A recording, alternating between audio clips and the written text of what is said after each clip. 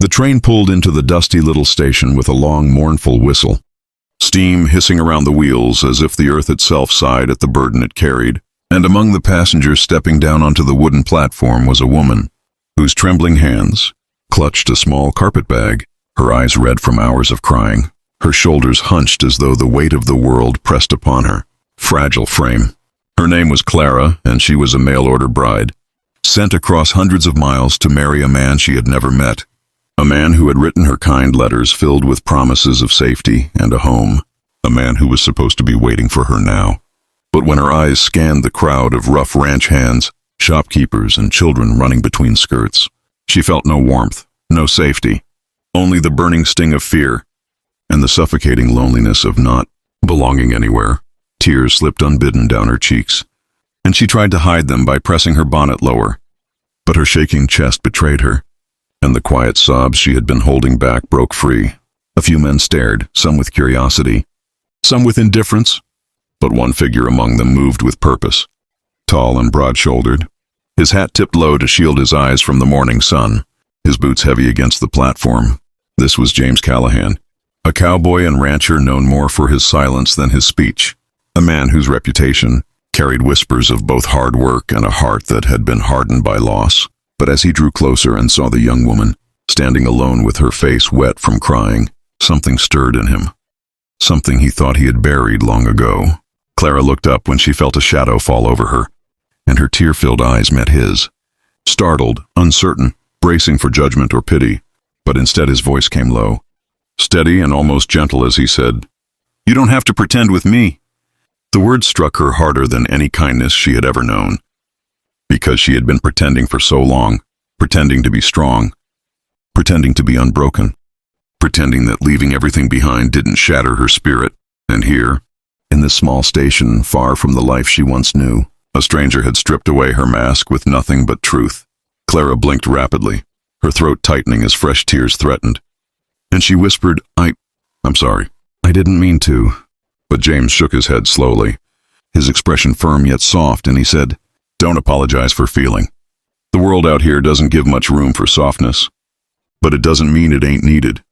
His words, simple as they were, felt like a balm, and Clara clutched her bag tighter, her lips quivering, her heart torn between fear of this unknown man and the fragile hope that maybe, just maybe, she had not been sent to a place without kindness.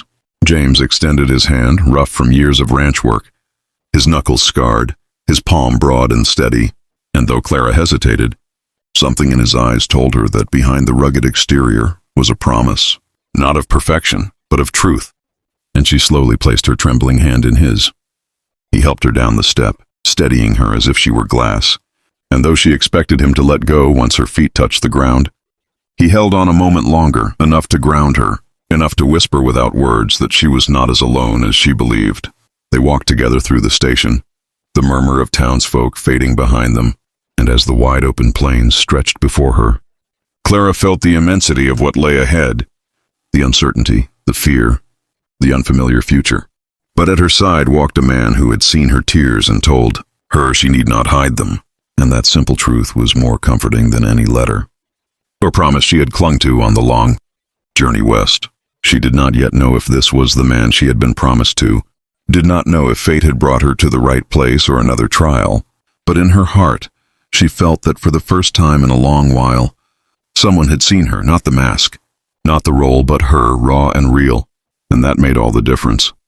As the wind swept across the plains, and the first step of her new life began, the sun rose slowly over the prairie, golden light spilling across the horizon as if painting the endless fields with hope.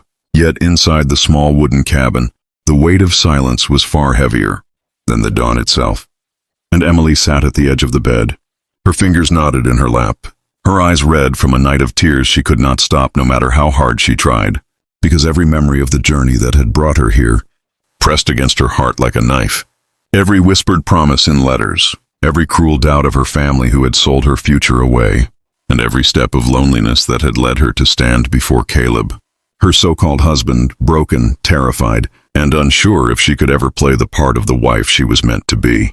Caleb stood by the stove pouring black coffee into a tin mug, his broad shoulders outlined in the morning light, his silence steady but not cold. The the kind of silence that gave her space to breathe, instead of crushing her spirit further. And though his voice was deep and steady when he finally spoke, there was a gentleness in it that startled her, as though he had read every fear in her heart before she even said a word.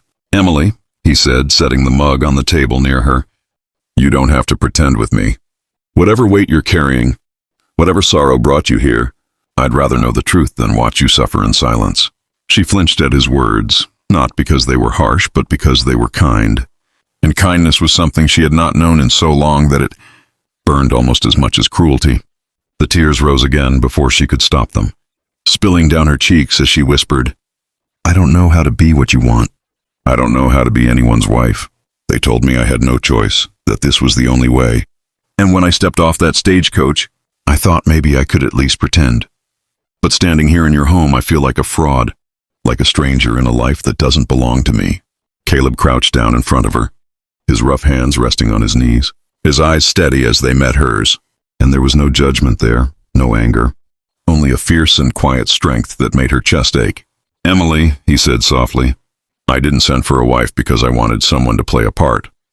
I sent for you because I wanted someone real, someone to share the weight of this life with me. I don't need you to pretend. I don't need perfection. I just need you as you are."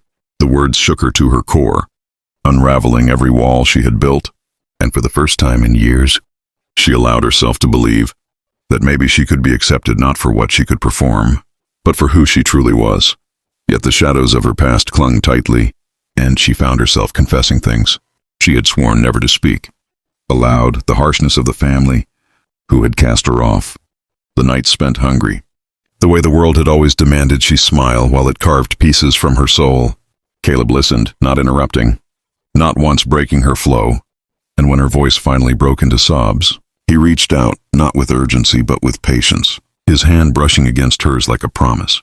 She let him hold her hand, and in that small act there was something greater than vows spoken before strangers. It was the first step towards something real, something unbreakable. The day stretched on, and though the world outside demanded chores and duties, the cattle needed feeding, the fences needed mending, Caleb remained near her, showing her the land not as a burden but as something alive, something they could tend together. And slowly she began to feel the weight of despair lifting, replaced by something fragile but precious, hope. She laughed once unexpectedly, when a stubborn chicken refused to stay in its pen, and the sound startled them both. But Caleb's smile in that moment, wide and unguarded, lit a warmth inside her that no cruel word from the past could extinguish. Still, doubt returned as the stars filled the night sky, and Emily sat by the fire whispering, "What if I never learn to be enough? What if I always fail you?" Caleb, sitting across from her, shook his head slowly, his gaze unwavering as he replied, "Then let us fail together. I didn't ask for someone flawless, Emily. I asked for someone to share life with, the good and the hard. You've already given me more than you know just by being here."